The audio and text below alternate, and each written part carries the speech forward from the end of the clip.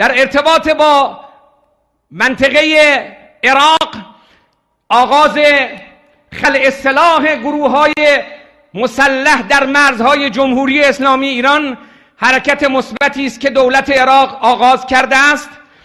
رئیس محترم ستاد مشترک نیروهای مسلح هیئت‌هایی رو اعزام کنند، اطمینان حاصل کنند برای خلع سلاح گروه‌های مسلح.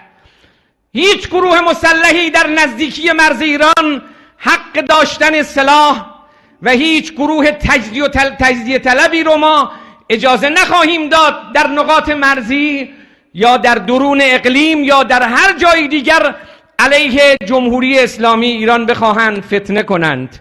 لذا اطمینان و حصول اطمینان از خلع سلاح کامل افراد مسلح غیرقانونی در اطراف مرز لازمه.